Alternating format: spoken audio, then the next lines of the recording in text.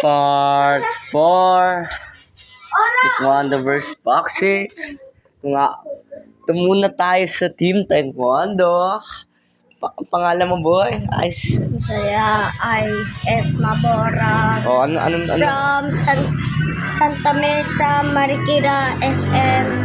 Oh, saan ka magaling? Ano yung mga award mo sa Taekwondo?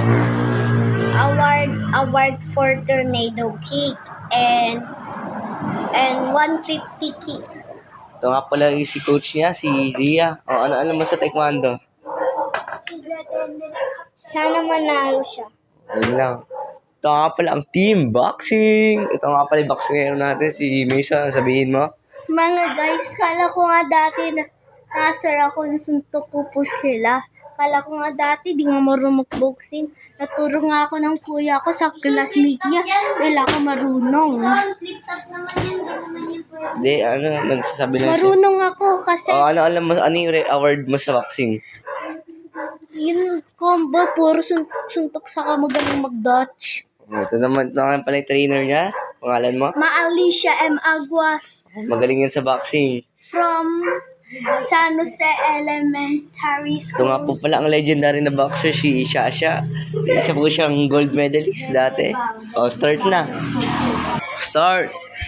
5, 4, 3, 2, start. Magkano ko sino man nanalo sa round, ah.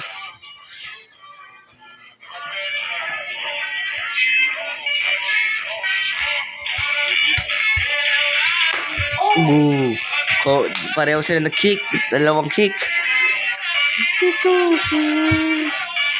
Tatapos tayo ng 3 minutes, ah. Di ba magaling mo ko siya i-train?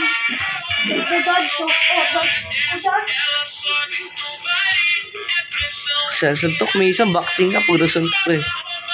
Hey Marcos, in-training ko yan kung paano mag-dodge. Galing, ah. O nga, kaya wala yung mga sipa ni Is, di gumagana, eh. Napapansin ko.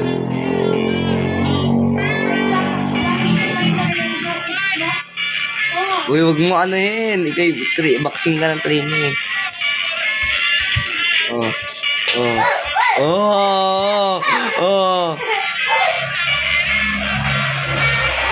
Last 20 seconds. 18, 17, 16, 15, 14, 12, 11, 10, 9, 8, 7, 6, 5, 4, 3, 2, 1,